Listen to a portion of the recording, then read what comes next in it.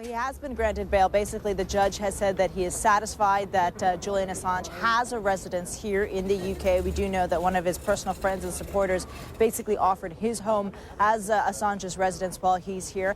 And the judge says, and now that he's satisfied that he has a place here, he has granted him bail. We understand that the bail was set at £200,000. That's about $300,000 roughly. And apparently also a request for a hearing on January 11th. Now, we're still waiting to get more details on that from the lawyers, but basically Julian Assange's defense team arguing the fact that simply because he doesn't have a permanent address doesn't mean he's a flight risk.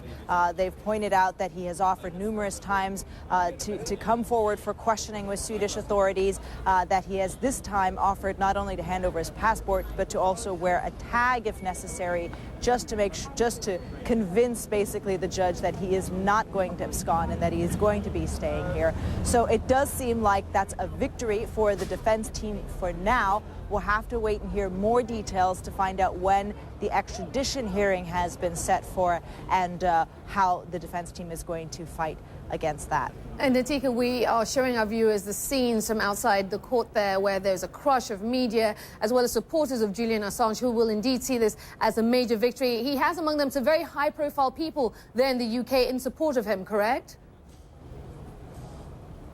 That's right. I mean, there's a lot of media here, and quite a few of his supporters are out here. A number of protesters are out carrying placards that say Julian Assange is a political prisoner. So he does have quite a bit of public support. It's interesting. We actually did a poll last night asking the British public basically if they think it was right of Wikileaks and Julian Assange to put out these secret classified documents. And it's interesting. 44% actually said that yes, they agreed, supported Wikileaks releasing these documents, but more than 30% also said they did not agree.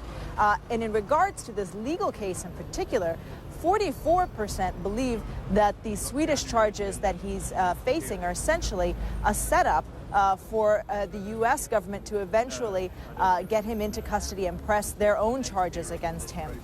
But again, about 30% said disagreed with that, and another 20% said they didn't know. So there's a real mixed feeling here about Julian Assange and this case, how it should go forward. But there does seem to be this public opinion that the actual documents released, people do seem to be in support of that.